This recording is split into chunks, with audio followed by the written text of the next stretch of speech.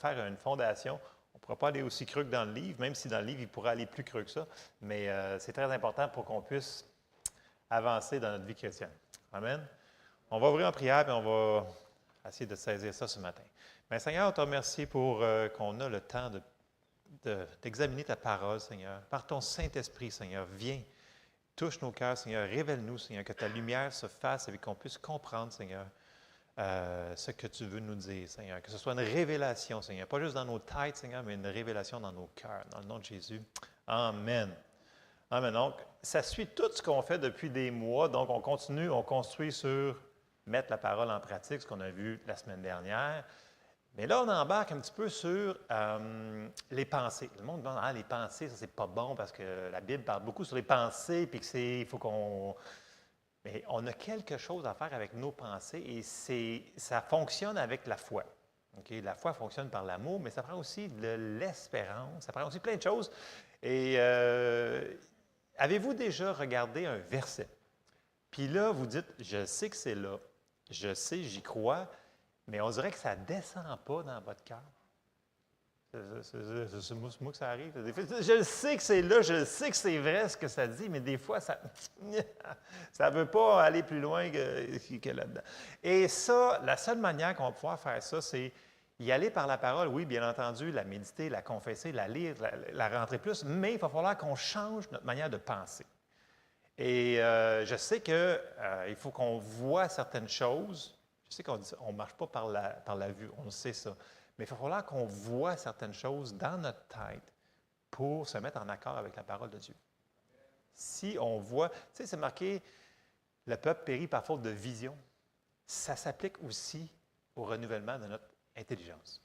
Fait qu'on embarque ce matin, puis comme je vous dis, si on veut comprendre vraiment, de passer la parole à la voir ou à l'entendre dans notre tête, puis que ça se rende dans notre cœur, jusqu'à la manifestation qu'on le voit, qu'on y touche, là, ça va passer aussi par le renouvellement de l'intelligence. Fait que, bref, on commence là-dedans. On s'en va dans Romains 12 et au verset 2. Puis là, on voit quelque chose de très important. C'est pas mal la base du verset pour ce matin. Romains 12, 2 nous dit « Ne vous conformez pas au siècle présent, mais soyez transformés par le renouvellement de l'intelligence, afin que vous discerniez quelle est la volonté de Dieu. » Il y a tellement de choses dans ces versets-là. Donc, on peut faire quelque chose pour qu'on comprenne plus la volonté de Dieu. Et ça passe par le renouvellement de l'intelligence. Et on va voir plein de passages pour nous aider à qu'est-ce qu'on peut faire pour renouveler notre intelligence, pour qu'on puisse voir les manifestations plus rapidement. Quand on est né de nouveau, on est une nouvelle créature. Tout le monde sait ça. Tout le monde est né de nouveau ici ce matin. On s'en va dans 2 Corinthiens 5, verset 17, mais je vous l'ai sorti dans la parole de vie. Je ne trouvais pas en français mieux que ça. Ça nous dit, vous pouvez le lire en arrière, si Pierre, tu l'as trouvé? Oui, OK. Ça nous dit, alors, si quelqu'un est uni au Christ, il est créé à nouveau. Ce qui est ancien est fini. Ce qui est nouveau est là. Bon. Qu'est-ce qui est nouveau qui est là? Quand on est né de nouveau, c'est notre esprit qui est né de nouveau. Le restant, parce qu'on est trois parties, comme Dieu, on est fait à l'image de Dieu, en passant, grosse révélation. Notre âme et notre corps est le même. Et nous devons faire quelque chose avec ces autres parties-là. Parce que, quand il dit que c'est nouveau, c'est notre esprit qui est nouveau. OK? Puis dans notre esprit, on a tout. Ça nous dit que dans notre esprit, tout a été déposé. Mais pour en profiter, pour en sortir, il va falloir qu'on renouvelle le restant de notre partie qui est l'âme et notre corps. Et c'est là qu'on embarque dans le renouvellement de l'intelligence. Et si on veut recevoir, il va falloir qu'on change nos pensées qui sont reliées à l'âme, l'intelligence, les émotions, toutes ces choses-là qu'on avait vu qu'on était trois parties, que j'avais fait un rond là, sur le schéma en arrière. Vous vous souvenez du rond que j'avais fait, là, puis qu'il y avait les trois parties, puis il y avait des petites portes entre les deux. Là. Bon, c'était tout connecté, mais on a des choses à faire. Donc, quand on est né de nouveau, c'est l'esprit qui est nouveau, qui est là, que ça nous dit dans la parole de vie. Bon.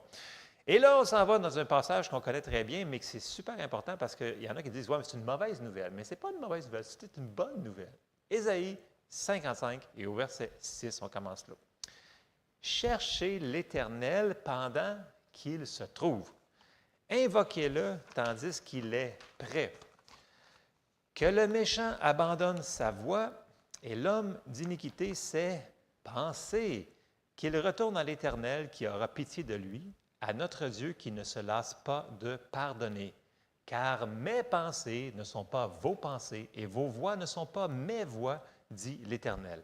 Autant les cieux sont au-dessus de la terre, autant mes voies sont élevées au-dessus de vos voies et mes pensées au-dessus de vos pensées.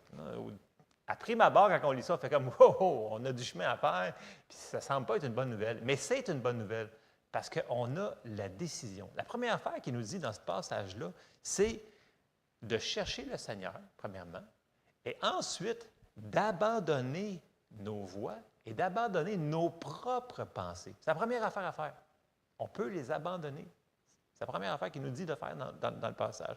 Ensuite, il nous montre qu'il y a une grosse différence entre ses pensées et nos pensées. Mais la bonne nouvelle, c'est que nos pensées peuvent devenir ses pensées. Et ils vont dire, oui, vous allez voir, on va avoir plein de passages. Ça peut devenir, nos pensées peuvent devenir ses pensées. Et quand on pense comme Dieu pense, comme qui nous voit, comme sa parole nous dit qu'on est en Christ, tout ce qu'il nous a donné, notre héritage, quand on a, ça change tout. Parce que là, c'est plus facile. Parce que si on se voit comme lui nous voit, ça va être plus facile d'aller chercher et de recevoir ce qu'il nous a déjà payé dans notre héritage. Jésus a déjà tout. Il a dit, quand il dit à la croix, là, il a dit « tout est accompli ». Quand il dit « tout », c'est tout. OK? C'est accompli, il nous l'a donné. Mais il y a des choses qu'il va falloir qu'on aille chercher. Et si on ne va pas le chercher, on n'en bénéficiera jamais. Puis rendu au ciel, on va dire « Ah, c'était pas pour le ciel, c'était pour quand on était ici puis qu'on avait besoin de plein d'affaires. » Oui, c'est exactement ça. C'est pour ici, maintenant. Donc, le renouvellement d'intelligence, c'est pour maintenant. Et, comme je vous ai dit, on sait que notre esprit est né instantanément, mais notre âme, elle a besoin d'être travaillée, changée. Et c'est un processus que nous devons faire à chaque jour, toute notre vie. Il va falloir qu'on le fasse, sinon on ne bénéficiera pas de ce qu'il nous a donné. On embarque dans un autre passage qui est super important, qui ressemblait à Romains, mais c'est Philippiens 2 au verset 12. Verset souvent mal compris, mal cité aussi. Philippiens 2,12 nous dit « Ainsi, mes bien-aimés, comme vous avez toujours obéi, travaillez à votre salut, avec crainte et tremblement, non seulement comme en ma présence, mais bien plus encore maintenant que je suis absent. » Bon, ici, on doit comprendre qu'on ne travaille pas pour être né de nouveau dans notre esprit-là. Il parle par rapport à notre âme et notre corps. C'est ça qu'il parle ici. Il faut qu'on travaille à changer le restant qui n'a pas été changé, qui n'est pas nouveau. Il faut vraiment le mettre en contexte, là, puis c'est ça qu'il dit. Bon. Travailler notre âme pour qu'il soit conforme à notre vrai nous qui est à l'intérieur, qui est notre esprit. Nous devons renouveler nos pensées à ce que Dieu dit que nous sommes dans sa parole. Puis plus on va renouveler nos pensées, plus on va expérimenter la manifestation de la vie de Dieu dans toutes les sphères de notre vie. Je sais que c'est beaucoup de choses ce matin, mais il faut qu'on le fasse. On n'a pas le choix si on veut voir, si on veut coopérer. On avait dit la semaine passée qu'on doit coopérer avec Dieu. Il faut vraiment coopérer, il faut renouveler notre intelligence. OK? Et si on ne vit pas avec une intelligence ou un raisonnement qui n'est pas renouvelé, ça va apporter plein de choses qui ne sont pas bonnes pour nous autres. OK? On va aller voir juste une petite affaire dans Éphésiens 4. Vous allez voir, c'est pas jojo. Éphésiens 4, et on va commencer au verset 17. Paul dit « Voici donc ce que je dis, ce que je déclare dans le Seigneur, c'est que vous ne devez plus marcher comme les païens. » Il parle à des gens qui sont sauvés ici. Là. Il ne parle pas à des non-convertis. Là. Il parle à des gens qui sont nés de nouveau. Est-ce qu'on est d'accord avec ça? Éphésiens, il parle. Oui, on est d'accord. OK. Vous ne devez plus marcher comme les païens qui marchent selon la vanité de leurs pensées. Donc, c'est faisable de marcher comme eux autres. Mais il ne faut plus qu'on le fasse. OK? Ils ont l'intelligence obscurcie, ils sont étrangers à la vie de Dieu à cause de l'ignorance qui est en eux, à cause de l'endurcissement de leur cœur. On va voir que le cœur a beaucoup rapport là-dedans. Ayant perdu tout sentiment, ils se sont livrés à la dissolution pour commettre toute espèce d'impureté jointe à la cupidité. Mais vous, ce n'est pas ainsi que vous avez appris Christ, si du moins vous l'avez entendu, et si conformément à la vérité qui est en Jésus, c'est en lui que vous avez été instruits à vous dépouiller, eu égard à votre vue passée du vieil homme qui se corrompt par les convoitises trompeuses, à être renouvelé par l'esprit de votre intelligence et à revêtir l'homme nouveau, créé selon Dieu dans une justice et une sainteté que produit la vérité. C'est sûr qu'on voit beaucoup, beaucoup de choses là-dedans, mais on a le choix de penser sur ce qu'on doit penser. La première chose qu'on voit là-dedans, c'est qu'on a le choix. Il nous dit de le faire, puis de ne plus faire certaines choses. Puis là, entre le vieil homme puis l'homme nouveau qu'on voit, le passage entre les deux, c'est le renouvellement de l'intelligence. Donc, c'est ce qui va faire que si on n'a pas renouvelé, on va retourner vers le vieil homme. Puis si on s'en va vers une intelligence renouvelée, on va aller vers l'homme nouveau. Et c'est là qu'on va marcher en ligne de notre héritage qui nous a déjà été donné, qui nous appartient. Et c'est un travail, parce qu'il nous dit revêtir. Ça veut dire, c'est comme si je prends un manteau puis je le revêts, c'est un travail. Je décide de le mettre aujourd'hui, de penser comme lui veut que je pense. Et là, je vais penser les pensées de Dieu et je vais dire les choses de Dieu. Et ça va changer les résultats dans ma vie. OK? Ça passe par le raisonnement de l'intelligence. Donc, on voit qu'il y a un vieil homme qui est toujours là, puis il y a l'homme nouveau. Mais à chaque jour, on doit décider de marcher selon soit le vieil homme ou soit l'homme nouveau. Puis dans la Bible, ça nous dit choisis la vie. OK? Donc, on a un choix. Parce que le vieil homme nous apporte vers la mort. On va le voir. L'homme nouveau va nous apporter vers la vie. Tout ce que Dieu nous a donné apporte vers la vie. OK? On a le choix. Et nous devons décider de penser. Et il faut réaliser qu'on ne peut pas permettre de laisser rentrer n'importe quelle pensée puis dire c'est pas grave. Je sais que la Bible me dit c'est pas grave, c'est pas grave, c'est pas grave. Non, si elle nous dit pensez certaines choses, dans Philippiens, ça nous dit pensez sur ça, pensez sur ça, pensez sur ça. Pensez à qui vous êtes en lui, pensez à ce que vous avez reçu. Il y a tellement de choses sur les pensées dans la Bible. On a tendance souvent à dire au négatif, mais on peut le tourner aussi au positif. Bon, on va avancer un petit peu plus loin dans Romains 8, versets 5 à 7. Puis là, je l'ai sorti dans la Darby parce que les mots dans la Louis II, c'est bien traduit, mais c'est plus précis dans la Darby sur celle-là. Puis regardez bien, d'ailleurs, c'est les traductions qui ont été utilisées par Jeff Davidson dans le livre pour mercredi. Là. Romains 8, au verset 5. Écoutez bien ça. « Car ceux qui sont selon la chair ont leur pensée aux choses de la chair. Mais ceux qui sont selon l'esprit, aux choses de l'esprit. Car la pensée de la chair est la mort, mais la pensée de l'esprit, vie et paix. Parce que la pensée de la chair est inimitié contre Dieu, car elle ne se soumet pas à la loi de Dieu, car aussi elle ne le peut pas. Et ceux qui sont dans la chair ne peuvent plaire à Dieu. » Et là, on a le contraste, les deux. Les pensées de la chair mènent à la mort. Les pensées de l'esprit mènent à la vie. Ça semble être simple, mais ce n'est pas évident parce qu'il faut qu'on le fasse. C'est un processus. Et on va voir comment. Donc, l'intelligence charnelle appartient à la chair. Elle exprime la chair, elle recherche la pensée de la chair, puis c'est la mort. Versus la pensée spirituelle, qui est une pensée qui se fonde sur les choses de Dieu et sur son royaume. Et c'est une pensée spirituelle qui amène à la vie et la paix. Puis, je continue, Colossiens 3, versets 1 et 2, il nous dit, « Si donc vous êtes ressuscités avec Christ, ça c'est nous autres, on sait qu'on est là. Si donc vous êtes ressuscités avec Christ, cherchez les choses d'en haut, où Christ est assis à la droite de Dieu. Affectionnez-vous aux choses d'en haut et non à celles qui sont sur la terre. » Là, il ne veut pas nous dire qu'on n'a pas le droit d'avoir du plaisir, d'avoir des belles choses dans la vie. Ce n'est pas ça qu'il dit pantoute. Parce qu'en réalité, plus qu'on a de la vie de Dieu en dedans de nous, plus qu'on va vivre dans l'abondance et dans tout ce qu'il nous a donné. Ce n'est pas ça qu'il veut dire. Il veut dire de chercher les choses de Dieu, le royaume de Dieu en premier, ce qui nous dit qu'on est réellement. Parce que ce qu'on est réellement, nous autres, il faut qu'il se manifeste. Le fruit de l'Esprit doit se manifester. Et c'est ça qu'il nous parle ici. C'est de s'affectionner.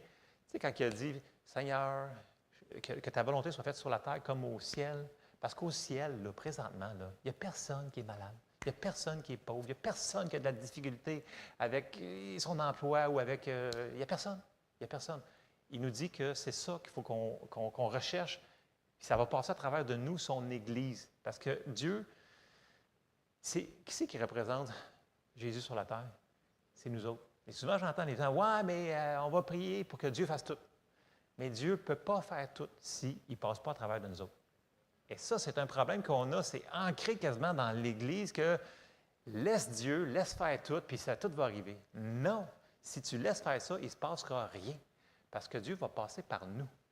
Il va falloir qu'il passe par des canaux qui sont renouvelés à sa parole, qui vont penser en ligne avec ce que Dieu nous a dit de faire. Je sais qu'encore là, ils vont dire, comme Dieu, Dieu a besoin de moi. Oui, Dieu a besoin de vous, de moi, de toi, de tout le monde. Dieu a besoin de nous.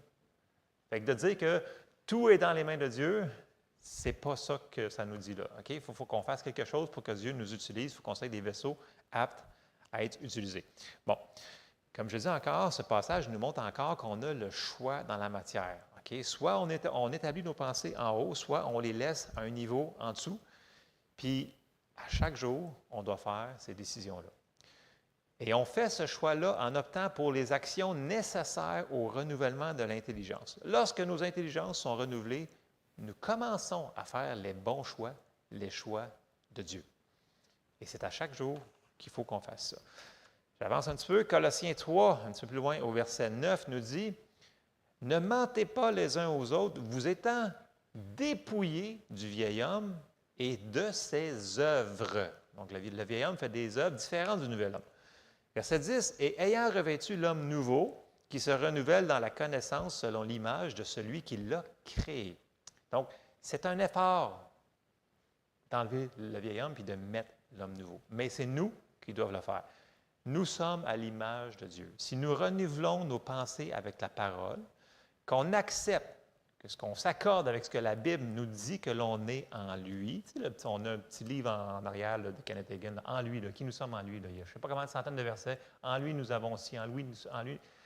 C'est qui on est, ça. C'est ça qu'il faut qu'on renouvelle nos pensées. Si on dit, non, moi, je ne suis pas comme ça, je ne suis pas saint, je ne suis pas sanctifié, je ne suis pas ci, je ne suis pas ça, bien, tu ne le verras pas bien dans ta vie.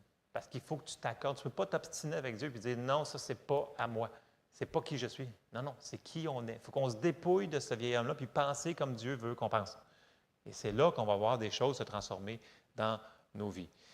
Et on sait que la seule manière qu'on va faire ça, ça va être de lire la parole, Quand je dis lire, souvent j'utilise le mot méditer. Parce que, tu sais, comme je disais pour le livre, j'ai dit, lisez pas le livre juste pour passer au travers. C'est trop facile, ça c'est trop bien. On le lit pour le méditer, pour comprendre la révélation de ce qu'il est en train de nous expliquer dans ce livre-là. Okay? C'est comme dans n'importe quel enseignement, on veut méditer et il faut aussi la confesser de notre bouche. C'est beau de confesser qu'on est sauvé, merci Seigneur. Après ça, il faut confesser d'autres choses pour que ça l'arrive. Et il faut le faire, il faut le refaire et c'est constant. Et l'image qu'on a dans la Bible, c'est comme Israël dans le désert. Il y avait la manne. Et il fallait, pourquoi que la veille, il ne donnait pas le droit d'aller chercher un 20 kilos puis de farine? Puis Non, c'était à chaque jour. C'est l'image qu'on a. C'est à chaque jour, il faut manger. Chaque jour. Il y en a qui mangent à chaque jour. La plupart, vous avez l'air pas si pire. Pas trop, mais... non, mais c'est vrai. C'est le même. C'est à chaque jour qu'on doit faire ça. C'est à chaque jour qu'on doit nourrir de la parole, nourrir de la parole. Et quelques versets pour ça. 1 Timothée 4,13, Paul, il dit à son fils dans la foi, il dit plein de choses dans 1 Timothée, 2 Timothée, mais juste un verset, là. Il dit « Jusqu'à ce que je vienne, applique-toi à la lecture, à l'exhortation, à l'enseignement. » Et il dit « Écoute, si tu veux y arriver, là, il va falloir que tu aies ton nez là-dedans, dans la parole, puis que tu la lises, puis que tu la lises, puis que tu la lises, puis que tu la manges, puis que tu la médites. » Puis ça me rappelle c'est le même passage que j'ai mis. Josué 1,8, ça nous dit la même chose. Puis là, on sait qu'est-ce que ça donne. Josué nous dit, 1,8, que ce livre de la loi ne s'éloigne point de ta bouche. Et là, j'aime bien quand il dit, médite-le jour et nuit pour agir fidèlement selon tout ce qui est écrit. Pas juste pour essayer de l'emmagasiner, là. Il faut que ça rentre dans nous autres. Pour agir fidèlement selon tout ce qui est écrit, c'est alors que tu auras du succès dans tes entreprises et c'est alors que tu y réussiras. Donc, mettre la parole dans nos bouches et la méditer jour et nuit, C'est une manière de vivre qui va nous apporter le renouvellement de l'intelligence. Et ça va nous apporter la vie de Dieu à se manifester. On veut toutes que les manifestations arrivent plus rapidement, mais il va falloir qu'on la médite. Il va falloir qu'on se voit avec cette affaire-là. Est-ce qu'on peut se voir guéri? On peut-tu se voir avec la prospérité? On peut-tu se voir avec une pensée qui est saine, qui n'est pas de dépression, qui n'est pas de tourment? Est-ce qu'on peut se voir? Parce qu'on n'en parle pas souvent dans l'Église. On se dit, écoute, non, ça c'est comme des choses psycho, machin. Non. La Bible a plein de choses à dire sur une vision de ce qu'on a, notre imagination. Puis l'imagination a un rapport au renouvellement de l'intelligence. Si on peut se voir expectative, là, avec ce qu'on a comme, ce qu'on fait face, ce qu'on a lu dans la parole de Dieu, qui nous appartient, si on peut se voir avec, on est sur le bord de le voir se manifester. Et c'est pour ça qu'il faut renouveler, le manger. Parce que si on ne peut pas se voir avec et dire, ah non, écoute, moi, là, jamais je vais me voir guéri, jamais, c'est sûr. Tout après, là, je lis le verset puis je me vois dans une tombe. Bien, si tu te vois dans une tombe, tu sais, tu as besoin de renouvellement de l'intelligence. OK? On a vraiment besoin de renouvellement. Il va falloir qu'on fasse beaucoup de travail, puis qu'on fasse beaucoup d'études.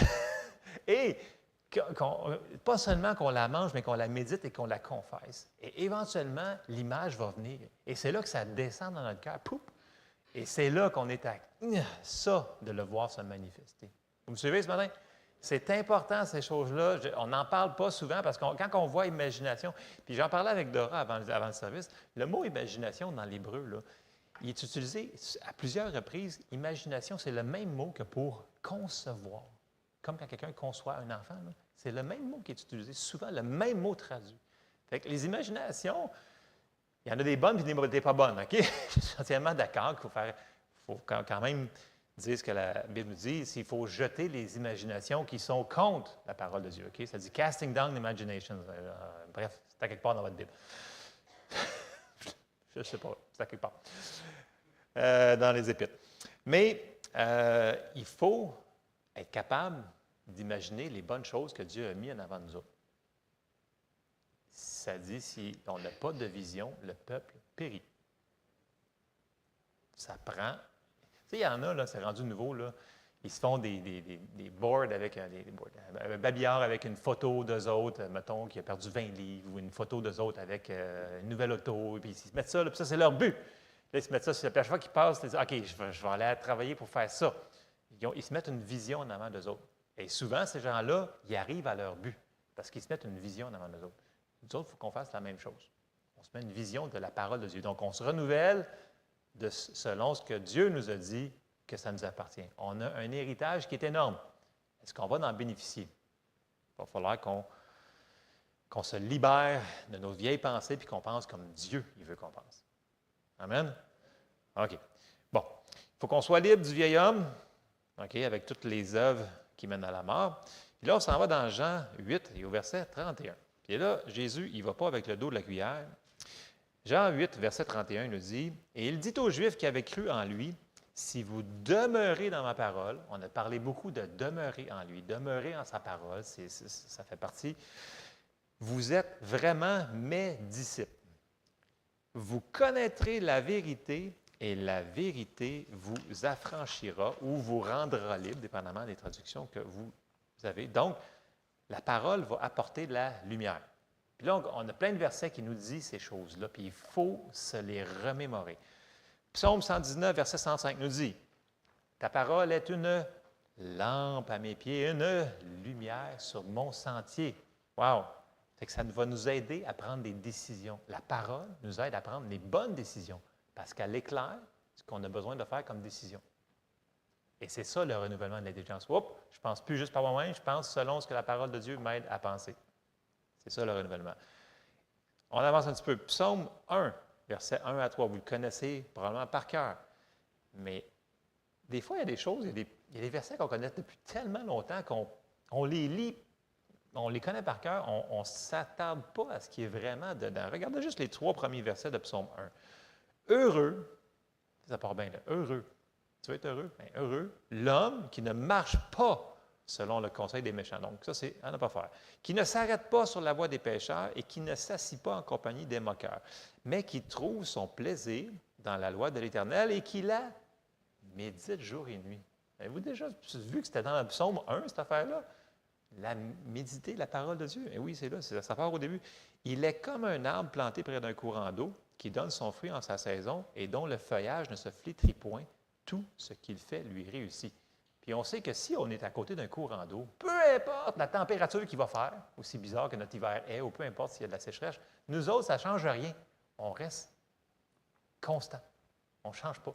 Parce que Dieu ne change pas. Et ses promesses ne changent pas malgré les situations. Et c'est en plein dans ce contexte-là qu'il nous dit « Médite la parole jour et nuit. » Ça va être toujours constant. Parce que c'est plate d'être un high, plus un down, plus un... Mais si on médite la parole jour et nuit, on reste tout le temps. On renouvelle notre intelligence. Et un principe dans la parole de Dieu, ça nous dit que si on sème quelque chose, on va le moissonner. OK? Bon ou mauvais, pour de vrai. Donc, semons des belles choses. OK? Ésaïe 55, au verset 11. Puis là, ça nous dit, on le connaît très bien, ce passage-là. « Ainsi en est-il de ma parole qui sort de ma bouche. Elle ne retourne point à moi sans effet, sans avoir exécuté ma volonté et accompli mes desseins. » OK? La parole de Dieu ne retourne point à lui sans avoir fait sa volonté. Mais on doit, puis elle va produire, là, elle va toujours produire si on la reçoit. Nous devons recevoir la parole de Dieu. C'est elle qui va transformer notre intelligence pour qu'on puisse prendre les bonnes décisions. Il faut qu'on la reçoive. Puis, dans Jacques 1, 21, ça nous dit, « C'est pourquoi, rejetant toute souillure et tout excès de malice, recevez avec douceur. » La plupart de vos traductions, c'est peut-être marqué « humilité ». Je ne sais pas ce que vous avez, pas « humidité », comme j'ai dit l'autre fois, mais « humilité ». Recevez avec douceur la parole qui a été plantée en vous et qui peut sauver vos âmes. Qui peut sauver. Je pensais que j'étais déjà sauvé. Oui, on est déjà sauvé, on est déjà né de nouveau. C'est juste qu'il faut qu'on fasse de quoi avec le restant de cette patente-là. OK? Notre âme et notre corps. Il faut qu'on fasse quelque chose. Il faut qu'on reçoive la parole pour que ça se fasse transformer. Vous me suivez? Tu sais, quand on a vu tantôt, travailler à votre salut. Il ne dit pas notre esprit, oui, on s'en va au ciel, c'est super, mais il faut qu'on fasse quelque chose avec le restant si on veut vivre avec les promesses de Dieu qui vont sortir de nous autres. Il faut vraiment qu'on renouvelle ça. Il faut qu'on pense comme lui, il pense, qu'il veut qu'on pense comme ça. Amen? Puis, il y a des choses dans la vie que je suis un fervent pour la prière, pour prier en langue, pour toutes ces choses-là, intercession, ces choses-là, mais il y a des choses que la prière ne pourra pas faire, que seulement la parole de Dieu va devoir faire. Puis, une de ces choses-là, ça nous dit dans Hébreux 4, 12, qu'on connaît aussi très bien, « Car la parole de Dieu est vivante et efficace, plus tranchante qu'une épée quelconque à deux tranchants, pénétrante jusqu'à partager âme et esprit. » C'est juste la parole de Dieu qui peut séparer ça. Parce que des fois, on dit, mais c'est-tu mon esprit, c'est-tu mon âme? Bien, qu'est-ce que la parole de Dieu? Elle va nous aider à le déterminer. Jointure et moelle, elle juge les sentiments et les pensées du cœur. Le cœur, il ne parle pas de l'affaire qui fait pou, pou, pou, pou, pou, là. Le cœur, c'est notre esprit, grosso modo, c'est le milieu de nous autres, mais le cœur est connecté avec notre âme. Et seule la parole de Dieu peut faire la différence entre les deux. Et c'est pour ça qu'il faut la rentrer, la méditer dans nous autres. Proverbe 4, 23 nous dit, « Garde ton cœur plus que toute autre chose, car de lui viennent les sources de la vie. » Là, je vous ai dit tantôt que ce que l'on sème, on le récolte. C'est pour ça qu'il faut faire attention à ce qu'on sème dans nos vies. Et là, Jésus, il est un petit peu assez direct. On s'en va dans Matthieu 12 et au verset 33. Puis là, il nous dit quelque chose d'assez direct. Il dit, on sait qu'il faut qu'on demeure en lui. Okay? On le sait. Okay? Mais là, il dit quelque chose. Je sais que ce passage-là peut s'appliquer. Il y en a qui vont dire, ouais, mais c'est pour ceux-là qui ne sont pas sauvés. Mais, oui, ça peut s'appliquer si on veut comme ça, mais ça s'applique aussi à nous autres. Okay? Matthieu 12, verset 33. Là, Jésus dit, « Ou dites que l'arbre est bon et que son fruit est bon, ou dites que l'arbre est mauvais et que son fruit est mauvais. Car on connaît l'arbre par le fruit. » Dieu s'attend qu'on porte du fruit. Tu sais, on a le fruit de l'Esprit dans Galates, on a le fruit de l'Esprit même dans Pierre qui nous dit qu'on doit rajouter ces choses. Par-dessus les 9 fruits de l'Esprit, on a plein de choses qu'on doit rajouter. On doit porter du fruit. Et puis là, il chicane, il dit « Race de vipères », il parle aux pharisiens en passant, là, il parle aux pharisiens. « Race de vipères, comment pourriez-vous dire de bonnes choses, méchants comme vous l'êtes, car c'est de l'abondance du cœur que la bouche parle. » Donc, comment veux-tu dire des choses bonnes qui disent si tu as juste rentré des cochonneries dans ton cœur? Ça ne marchera pas. Donc, tes confessions de foi, ils ne fonctionneront pas parce que ce n'est pas ça qui est dans ton cœur. Si, parce que ça nous dit que c'est de la foi, elle vient du cœur. La foi n'est pas de la tête. Quand la foi est vraiment rendue dans notre cœur et qu'on la confesse, c'est là qu'on va voir des résultats. Vous allez me dire, ouais, écoutez, c'est ça que la parole de Dieu nous dit, c'est dans notre cœur. Puis là, il nous dit, l'homme bon tire de bonnes choses de son bon trésor, et l'homme méchant tire de mauvaises choses de son mauvais trésor. Puis là, il nous dit qu'il faut qu'on protège notre cœur pour que ça produise des bons fruits. Puis là, question pour vous, qui c'est qui rend l'arbre bon? C'est-tu Dieu? Non. C'est-tu l'ennemi? C'est-tu... non. C'est nous autres. On rend l'arbre bon avec qu'est-ce qu'on sème dans notre cœur. Et quand on sème les bonnes choses que Dieu veut qu'on sème, donc on sème sa parole, sur qui on est en lui, et là, le fruit va pousser, le bon fruit que Dieu il veut qu'on ait. Et on doit garder notre cœur, protéger notre cœur, on doit mettre une garde à ce qui rentre dedans, on doit le nourrir à l'aide de la parole de Dieu, et c'est là que la vie de Dieu va couler de notre cœur. C'est là que nos vies vont être bénies, parce que dès qu'on rentre Dieu dans une situation, on vient de rentrer la vie. Okay? Si on veut s'il y a une situation dans notre vie qu'on voit que ça va mal, mettez Dieu dans la situation. Dieu apporte la vie dans chaque situation de nos vies. C'est juste qu'il faut l'inviter, l'accepter, mettre la parole sur cette situation-là. Je sais que ça a l'air simple, mais c'est comme ça. Dieu, c'est la vie, puis l'ennemi, c'est la mort. Et Dieu, il veut qu'on pense selon la vie. Puis là, on s'en va dans... J'ai quasiment fini. Il y a beaucoup de gens qui se disent « Ouais, mais est-ce que Dieu veut vraiment que j'aie cette chose-là? Puis si Dieu le veut, puis si. » Mais si Dieu, il le dit dans sa parole qu'il le veut, bien, il aurait marqué autre chose s'il ne voulait pas. Tu sais, gros bon sens. Tu sais, moi, si je vous dis « Bien, moi, je m'en vais tantôt manger. » Puis si vous dites « Probablement qu'il ne veut pas aller manger. » C'est pas ça qu'il veut dire. Bien, parles-tu pour rien dire? Non, mais je veux dire, vous comprenez-vous, s'il aurait voulu d'autre chose que ce qu'il y a marqué dedans, s'il dit « Je veux que tu sois prospère, je veux que tu... » On va lire 3 Jean 2, puis vous allez voir ce que je veux dire. 3 Jean 2, il dit « Bien-aimé, je souhaite que tu prospères à tous égards et sois en bonne santé comme prospère l'état de ton âme. » Donc, il le veut. OK? Il le veut. Mais il dit « Comme prospère l'état de ton âme. » Et c'est relatif, dans le sens que souvent, on prie pour quelque chose, on met notre foi sur quelque chose et on commence à avoir des résultats, des manifestations, mais il va falloir qu'on se rende jusqu'au bout pour que notre âme, donc tout notre être, là, quand il dit souvent l'âme, il va inclure les 3 parties qu'on est, esprit, âme, corps. Mais si on a vraiment renouvelé nos pensées, donc notre âme, c'est là qu'on va pouvoir avoir la pleine manifestation. J'ai marqué, le renouvellement de l'intelligence apporte la vie de Dieu dans nos âmes. Puis c'est vraiment une clé pour expérimenter le meilleur de Dieu dans toute notre vie. Et c'est quelque chose, les pensées, il va falloir qu'on décide de penser comme Dieu y pense. Puis les gens, ils vont me dire souvent, moi, mais c'est pas facile. C'est un processus, c'est un cheminement. Il faut qu'on décide de le faire. Puis, je sais que les gens vont me dire « Ouais, mais je ne peux pas toujours penser sur la parole de Dieu. » Bien, la parole nous dit de méditer sur sa parole jour et nuit. Ça ne veut pas dire qu'on fait rien que ça, là. On peut travailler, faire d'autres choses, mais ça nous dit qu'on peut avoir nos yeux fixés vers les choses qui sont en haut. C'est un style de vie, en réalité. Dieu, il veut qu'on marche dans sa prospérité, dans sa vie, dans tout ce qu'il nous a donné. Vous savez qu'on a un énorme héritage, comme je disais tantôt, tout a été accompli.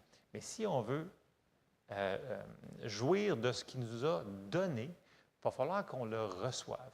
Puis la réception se fait par notre foi. Et notre foi fonctionne par l'amour, mais elle fonctionne aussi par l'espérance. Et l'espérance est beaucoup reliée à ce que l'on voit dans nos pensées.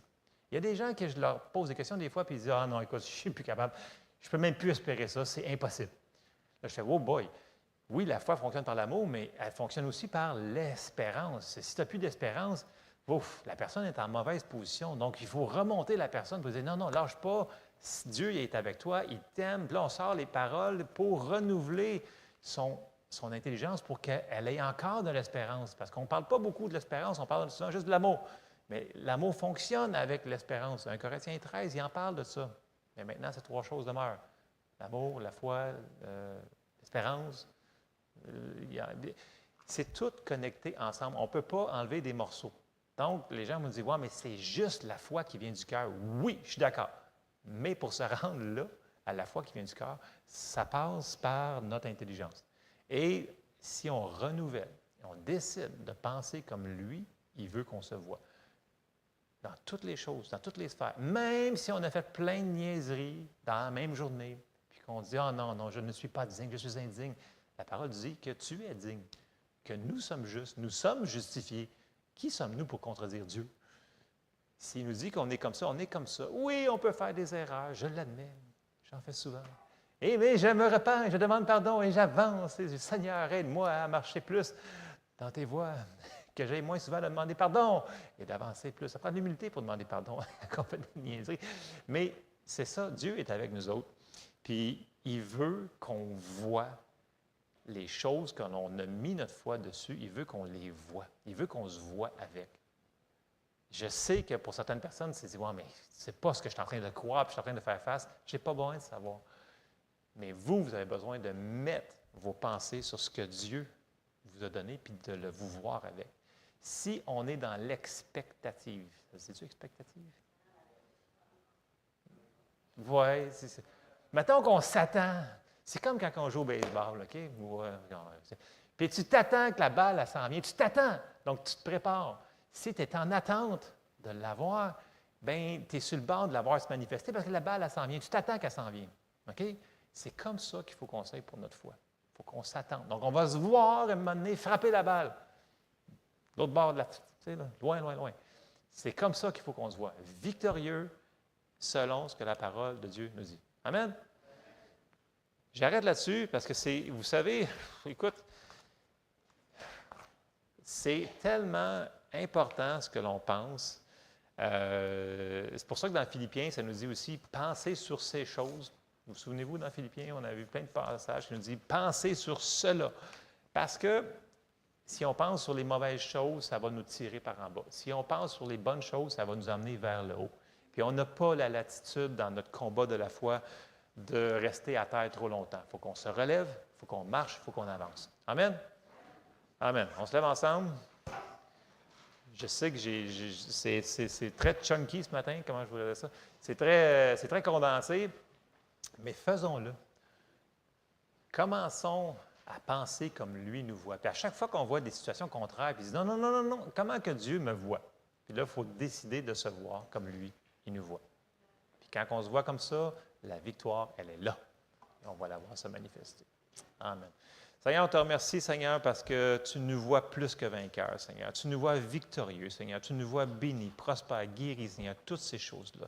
Seigneur, je te demande de nous aider, Seigneur, à s'accaparer, Seigneur, tout ce que tu as déjà payé le prix pour nous, Seigneur, et qu'on puisse marcher, Seigneur, dans la manifestation de toutes ces choses-là, Seigneur, et qu'on puisse être un témoignage, Seigneur, à travers tous les gens qui nous entourent, Seigneur, qu'on va rencontrer, Seigneur, que tu es bon, que tu es avec nous, Seigneur, et que tu fais des grandes choses maintenant, aujourd'hui, en 2024. C'est pour nous, pour cette année, maintenant, Seigneur. Je te remercie, Seigneur. Encourage ceux-là qui sont fatigués, Seigneur. Donne de l'espérance à ceux qui en ont plus, Seigneur, et qu'on puisse tous ensemble marcher d'une seule unité, en accord, Seigneur, pour qu'on puisse, Seigneur, te chercher et être un instrument pour toi sur cette ville maintenant, dans le nom de Jésus. Amen. Soyez bénis.